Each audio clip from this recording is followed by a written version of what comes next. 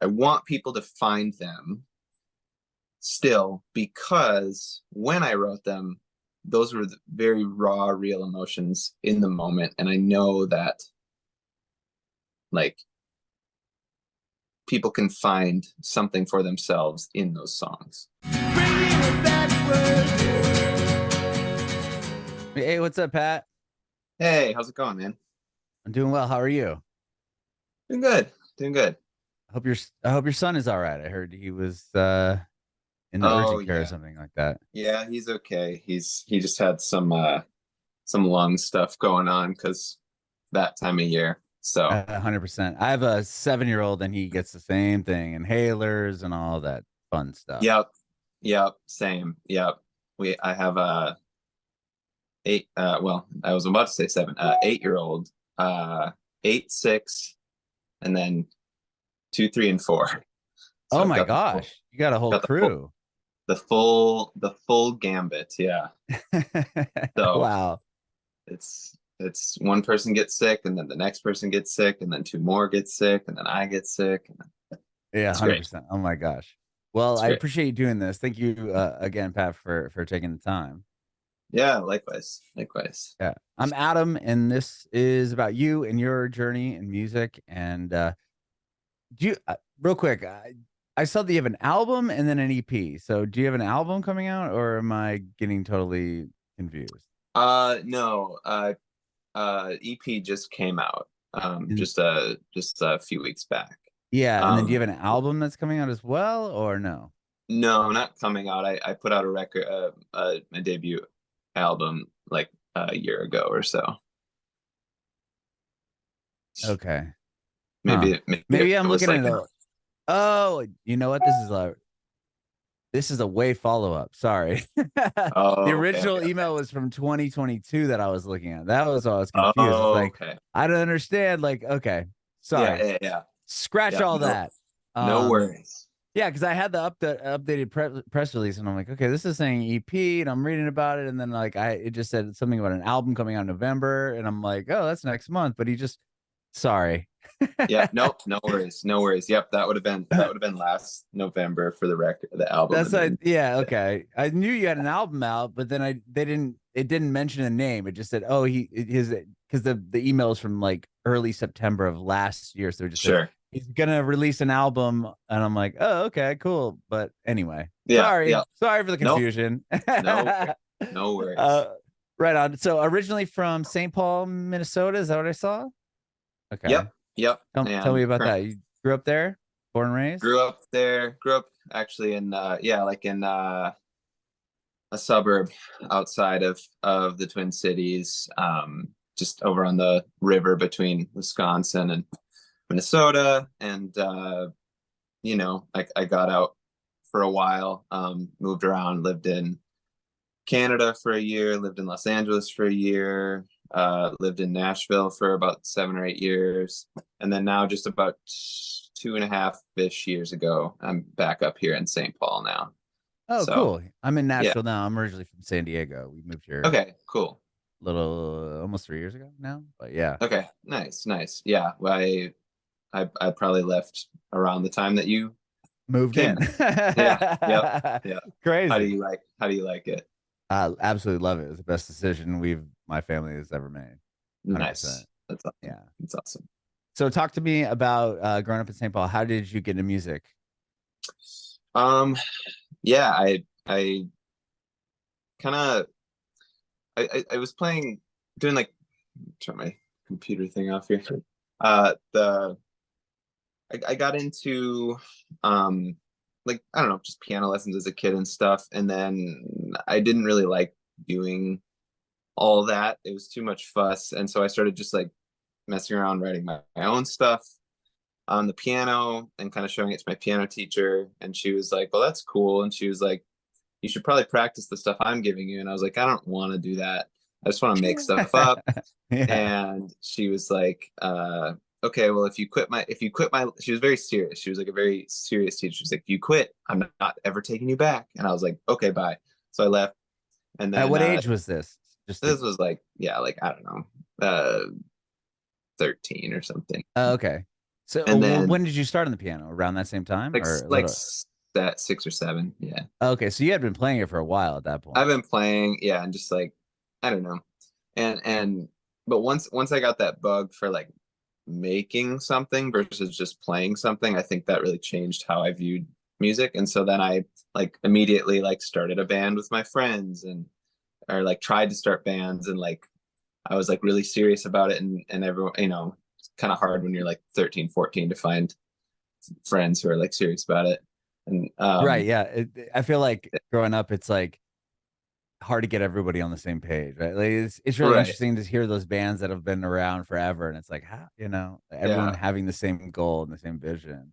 Yeah, it was actually funny. One of my best friends, still one of my best friends to this day, I started a band with him. It was just me and him. It was like a band, quote unquote. And I remember I like really wanted to try it. And I really wanted to like play shows and do the thing. And I remember he like called me one day on like, my parents' landline or whatever, and was like, "Hey man, like this is just like too much for me. This is too much commitment. Like I've got homework, and I've got, it was just like, it's funny because I look back and I just think about how busy life is now as a 31-year-old with kids, and Sure. Yeah. doing work and all this, and just all the responsibilities. And I'm like, it's just funny to look back and think like, man, we had so much time and so much freedom, and it was still stressful then. But Right, right. Oh, I got homework, man. Like, I just yeah, don't yeah, know it's if I just like can it's too much. keep Yeah, up.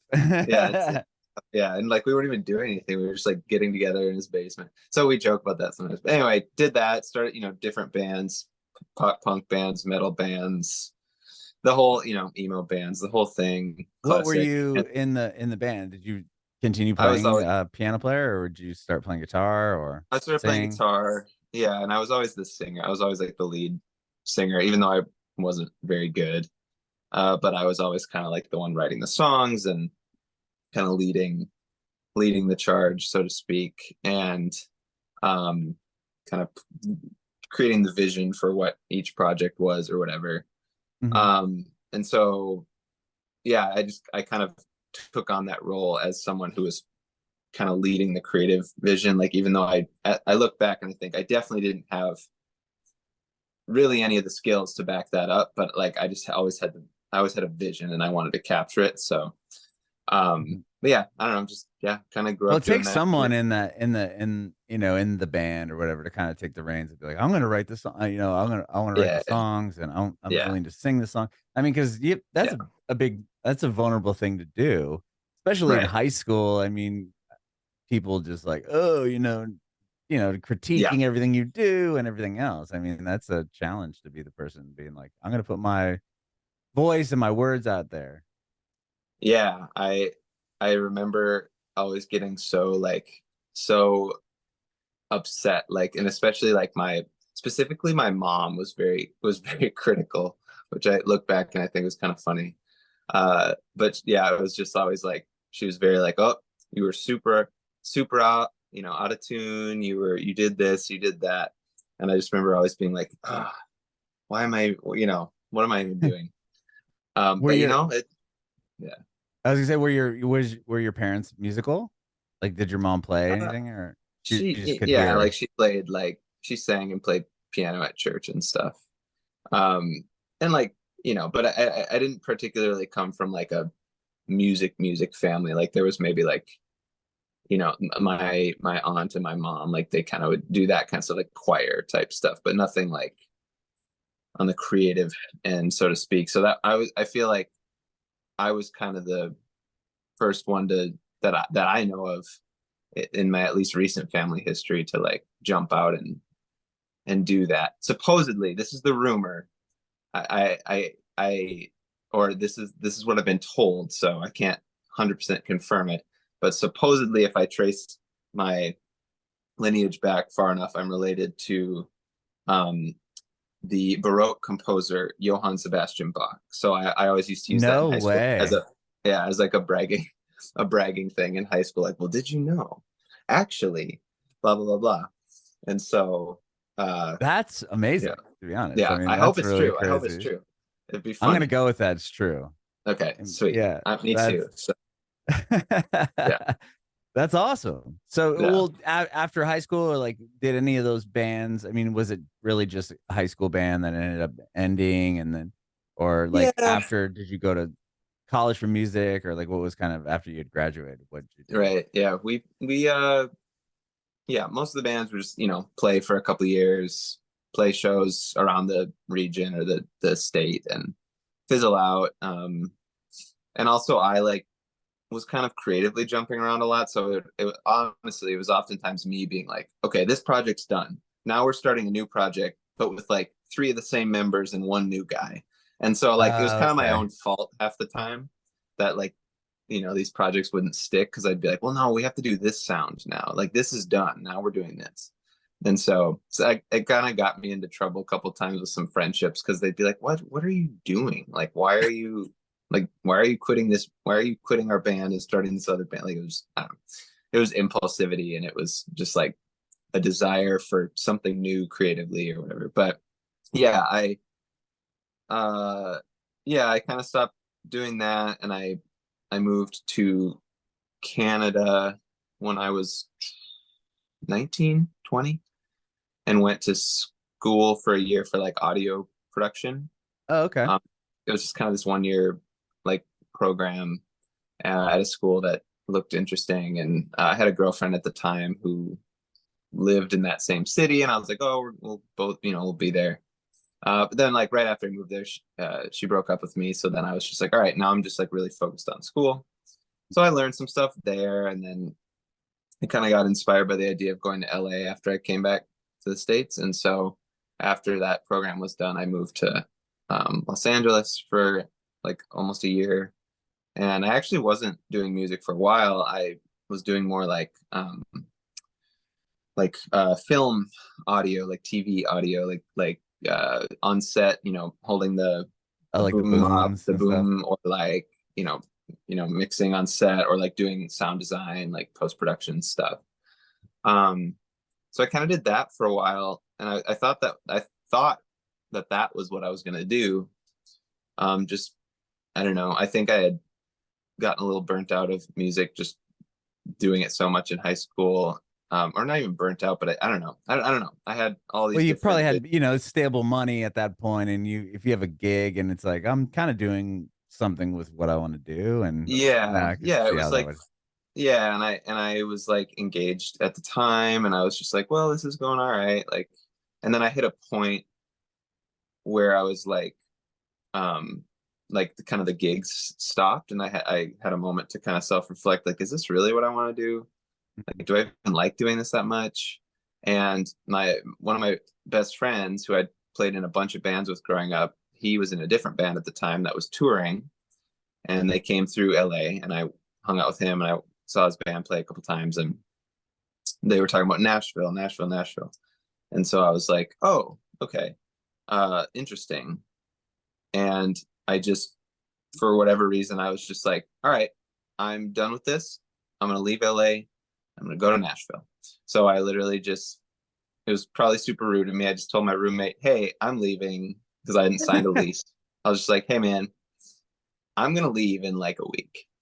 Uh, Bye. And so I left. That was probably really rude. I think I paid him for the month. I think we were good. But You're you like, you know, have a few days to figure this out, but here's yeah, some yeah, money. yeah, yeah, yeah. Not, I was 20, Right. 21. I didn't know what I didn't know what I Whatever. was doing. Yeah, but I just packed up my Toyota Camry, left, went and saw the Grand Canyon quick, then drove back up to the Twin Cities, and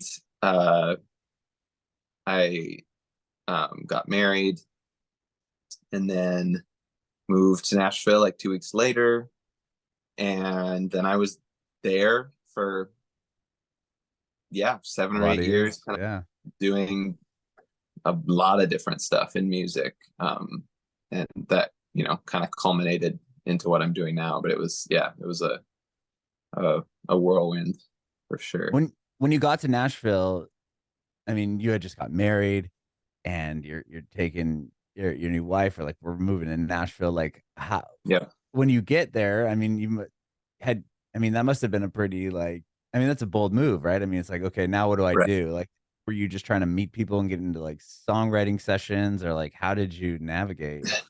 I honestly didn't even know what I wanted. I just knew I wanted to work in music somehow. I didn't care if that, at the time, I didn't care if that was doing my own music. I didn't care if that was like mixing or producing or writing or whatever. I just wanted to be around it. Got it. And so I kind of just went, and yeah, for like the first 6 months, I was, I got him, met some people. Sorry, one moment. Mac, I'm on the phone. I'll come talk to you in a little bit. Okay. Okay. I'll be down in a little bit. All right. Can we go? I'll tell you when we can go. I'll be down in a little bit. Okay. Sorry. Huh. Um, Dude, I get that. I get it. children. my kid comes, he's at school now, but if he wasn't, it would be Yeah. like trying to keep Yeah. him out of that. There's like my two oldest, like their school is off today, so they're home with me. But Fun. yeah, let's see. Yeah, I was just kind of, I wanted to be around it. I had, made some friends through just like acquaintances I had met, or like church or whatever. But for the first 6 months, I was kind of just like Trying to figure it out. working a day job, like, yeah. And I was kind of miserable. And then like 6 months in, I all of a sudden, like just through like a Facebook thing, got the opportunity to go like play bass on tour for this country artist. And so I was just like, whatever, I'm gonna quit my job and go do that. And so I did. And it was like a terrible paying gig, and it was like horrible cover band sort of gig, but it was kind of my first like, okay, I'm gonna do something. And most of it was spent in North Dakota, which sucked. Don't ask me why. Apparently the bars paid good there, but yeah. And then I through a friend at church, I randomly got an offer to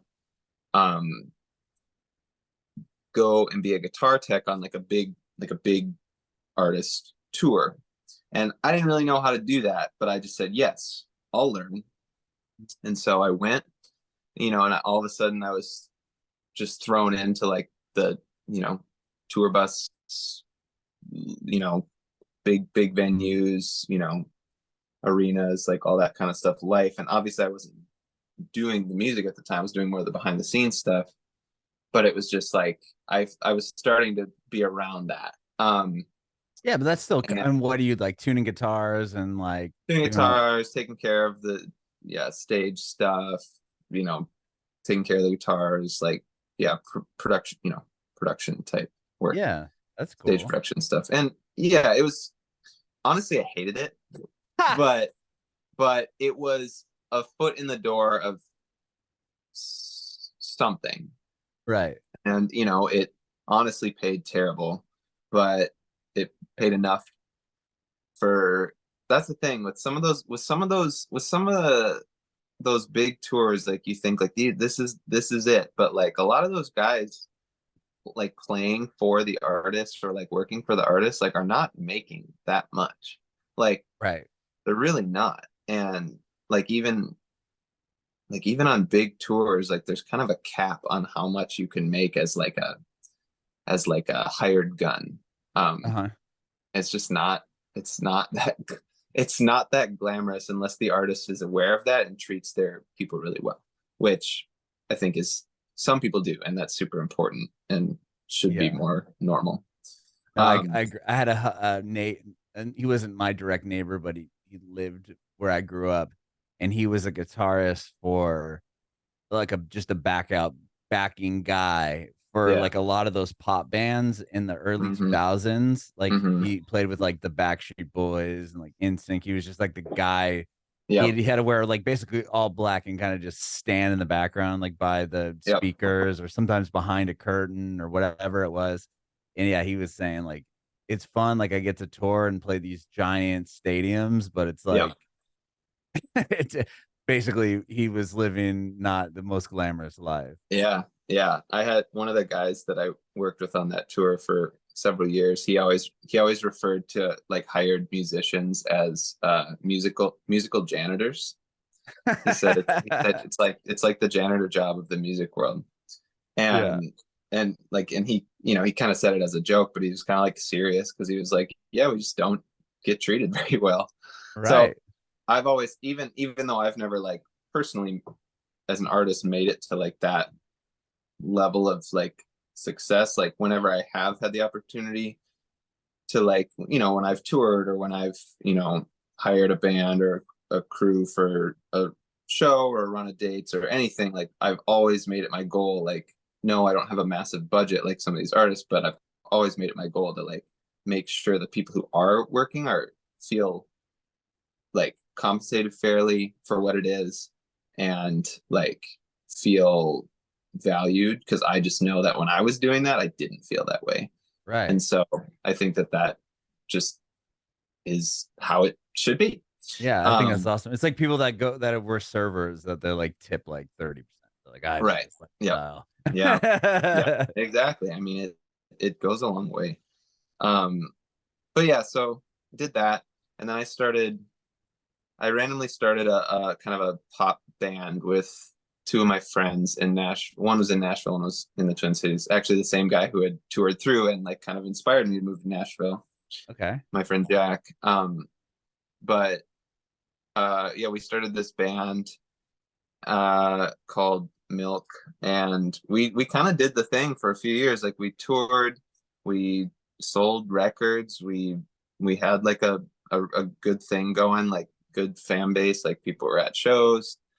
It was like a bit kind of an online, but it was during that time when like in the, you know, 2017 2018, when like Twitter was still cool, and like there was just so much, there was a lot of life on the internet before like TikTok, and Mhm. it like it kind of was a thing. It was buzzing, and it just, you know, kind of never crossed that threshold, and it kind of fizzled out with COVID. And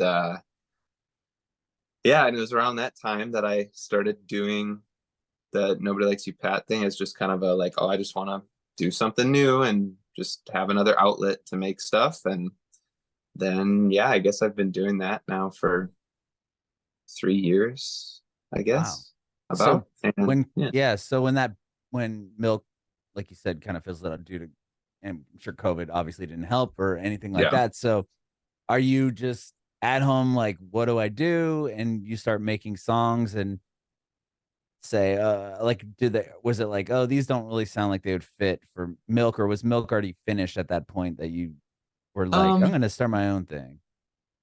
Milk wasn't finished, but I think I kind of, you know, saw the writing in the tea leaves a little bit.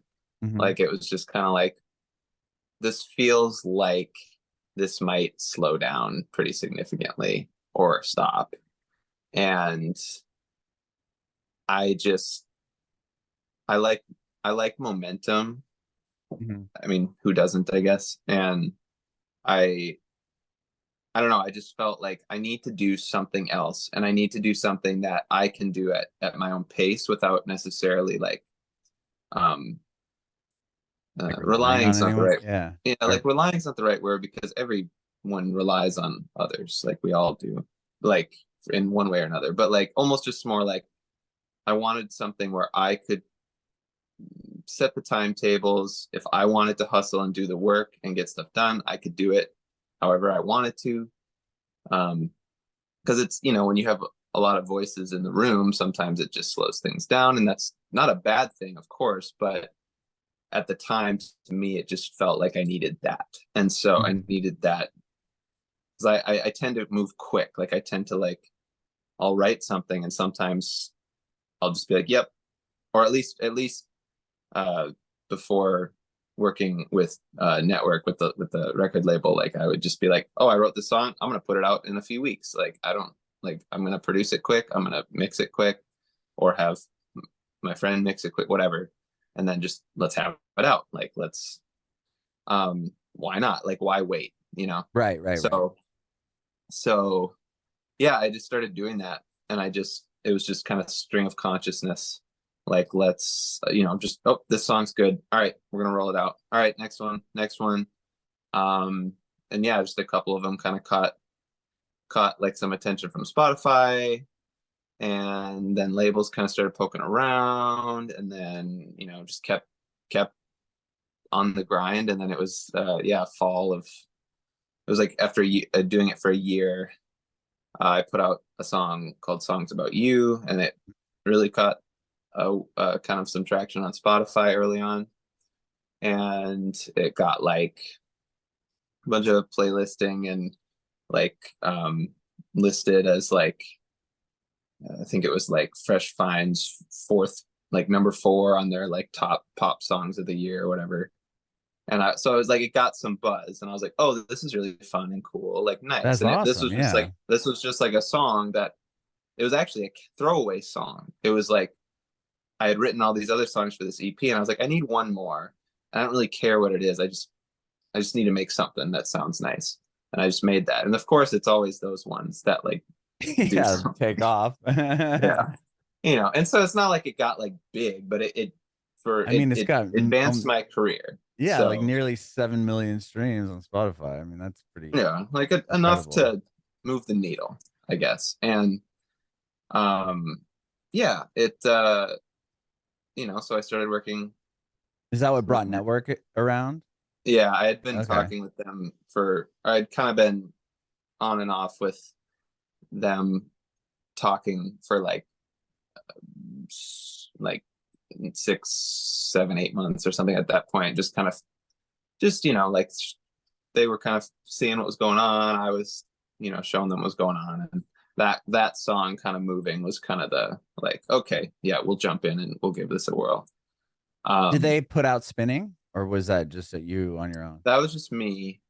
And then yeah, the first like release I did with them was when we started rolling out my album that came out last year. And so that started beginning of 22, and we did that. And then yeah, we did another EP this year that just came out. Mm-hmm. Yeah, it's, and then everything in my life is different now than it was when this project started, and it's really interesting. Like Explain that. Yeah. I mean, I was in Nashville when I started this, and then I left Nashville because I wanted to kind of get away from like the music industry. Like not get away from music, but just get away from my experience within the music industry, which had been pretty somewhat toxic and challenging and egocentric. And I wanted to start kind of back somewhere more earthy and home-ish. And so I went back to where I grew up, where I had close friends, where I just, I don't know, like, and I didn't even feel good up here. I just was like, I just need to like go. I didn't have like fond memories of home per se, except my friends. I was just like, I just feel like I need to go there. And then like, and it was actually really good for those purposes. Like it, you know, I don't, like in Nashville, I would be going to the coffee shop and I'd be thinking like, who am I going to run into? How am I going to impress them? What am I going to say? You know, well, I need to make sure people know I'm working on this or that or this. And like, it's just that whole networking, you know, being constantly on, constantly putting your best foot forward, constantly having your resume on your wrist, you know. And it's like, here I'm like, I go get coffee with someone who's 15 years older than me, who's like an accountant or something. We're just sitting talking about, who cares? And they don't care what I do. And I tell them, you know, or we're talking about music, and they're like, that's really cool. So anyway, and like, it's just, I don't know, like it, or like, I don't think about that. And I find it more, sorry, got a phone call, cancel it. I find it more creatively enriching because I can actually focus on like, what am I thinking about? Why am I thinking about it? What do I want to say? And not like, how am I going to be so impressive and unique and special, which like, I don't know. It's just, it's more holistic. And location helped with that for me. At least right now, or it like helped redefine. And then like the other big thing that's changed my life is like this summer, like I got hit in the face with a unexpected and unwanted divorce after 10 Oh my years. gosh. Sorry. And so, yeah. And I'm Wow. good now. Like this was like, it was obviously absolutely devastating at the time. You know, and still like there's all the practical ramifications of that with kids and Yeah. life and all that 100%. stuff. But it's really like, so yeah, like this complete change of location, just like a complete change of how I approach music and the art form and the purpose behind it, and just like digging my life more into just a more holistic simplicity with my kids and my faith and my friends and my just like life. And then now like having this massive upheaval of relationship and lifestyle. And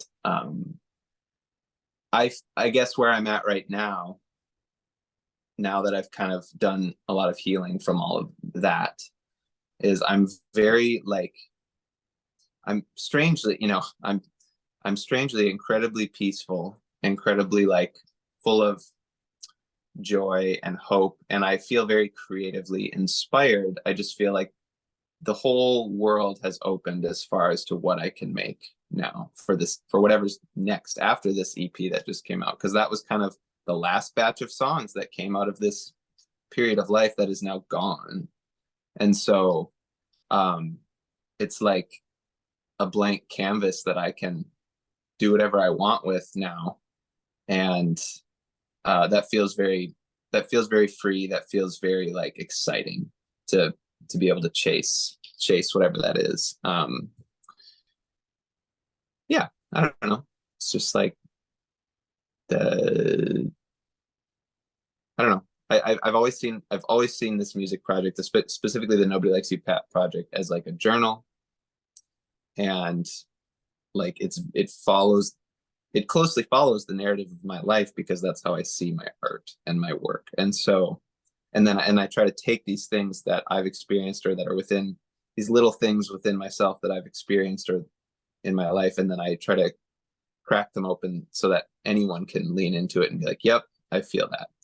And so I just feel like now through a lot of suffering and pain and change, and I get to do that in a new way. And I'm really excited about the possibility of that and what that could look like.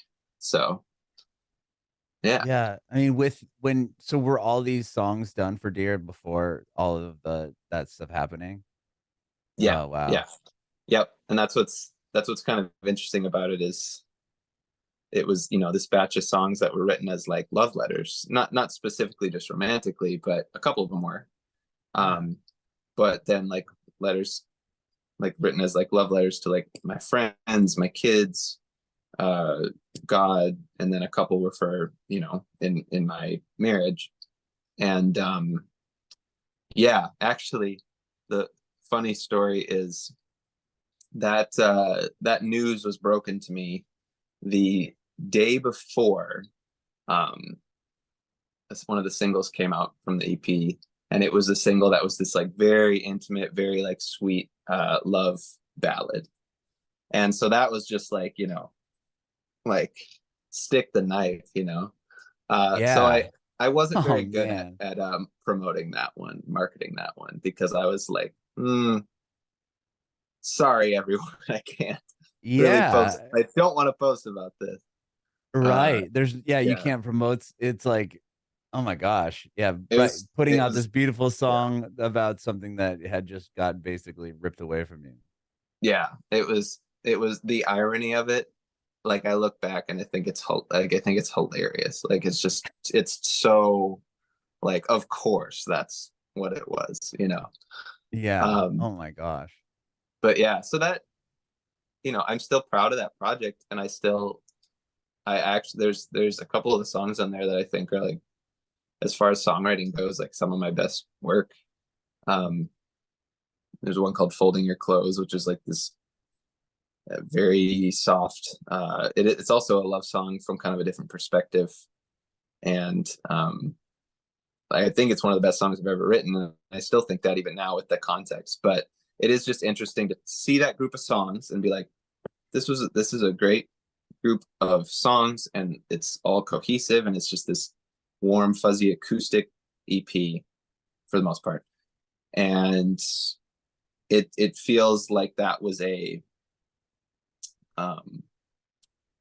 kind of a closing of a chapter of not only my life but my creative life.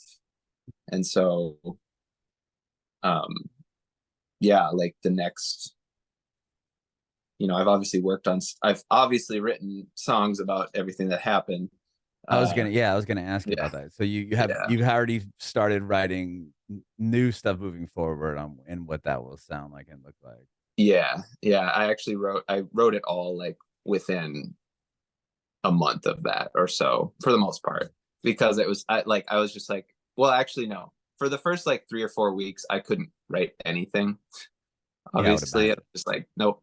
But then the next several weeks, the floodgates opened and I just wrote the whole next thing, and I was like, yep, done. Like, so now I have nothing more to say on that topic. Like, I said what I needed to say, and finishing up the recordings and the production and stuff. But like, I don't know, there's something very valuable about like, get it all out while you're feeling it, and then, at least for me, everyone works different, but for me, get it all out, and then in the moment, because it'll be so raw, so visceral, so like real and honest, and then you can just be done with it and move on to the next thing. And like, I don't know. So yeah.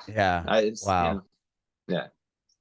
So I mean, this album or this EP just came out, so you have this other one like done, like a project really ready to go, and then then you're just gonna have to just keep trekking forward and just kind of have this other one in your pocket for a bit. Yeah, for a little bit. Yeah, and that's the hard part, I think. At least, again, I know every artist works different. For me, it's hard because I love the idea of like immediacy and in the moment, like creativity, and like you want people to hear it in the moment. Right. But that just obviously doesn't always work that way.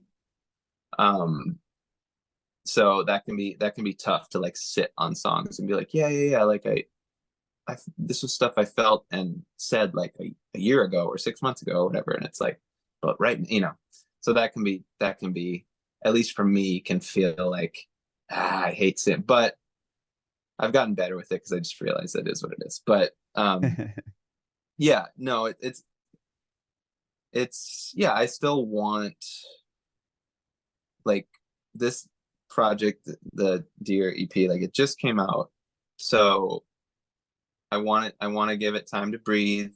Like, people are still discovering these songs, and with the way algorithms and all that streaming works now, it's like, who knows how it works. So like, a song can do nothing, and then all of a sudden it takes starts off, right? Yeah, or it's just like, so I want to give a little time for these ones to breathe, do their thing. I might try to just drop like one new song sooner rather than later, just to like keep the ball moving, because it's just an EP versus a full length. But yeah, I still stand by these songs, even though my life has changed so drastically around them, and they feel so different to listen to now than when I made them. But I want people to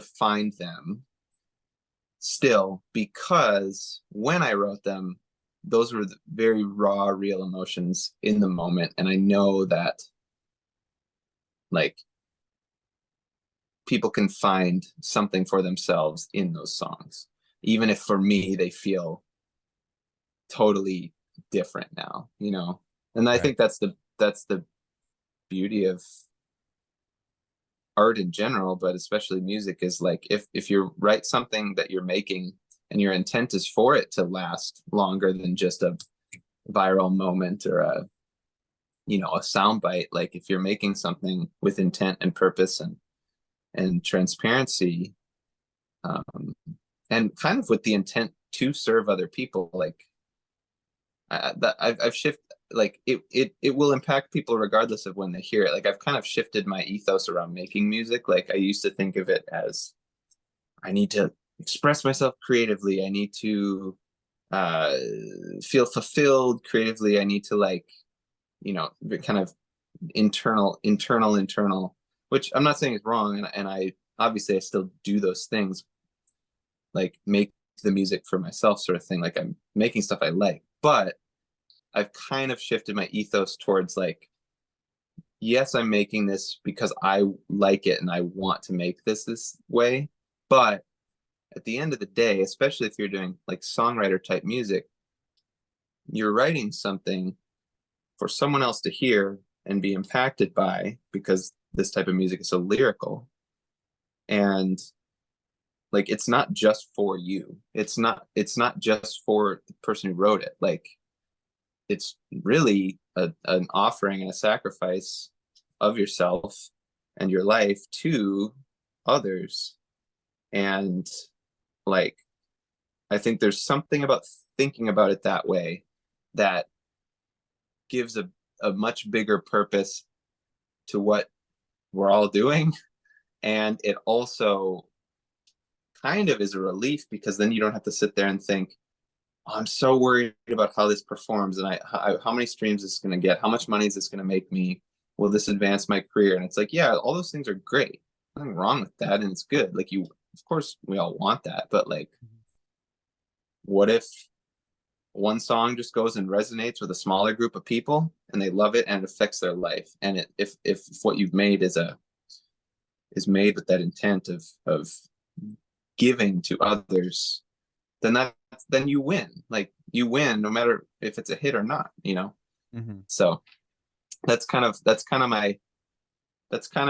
my approach, and that continues to be my approach going forward. And it's just it's enriching and just kind of freeing. So yeah.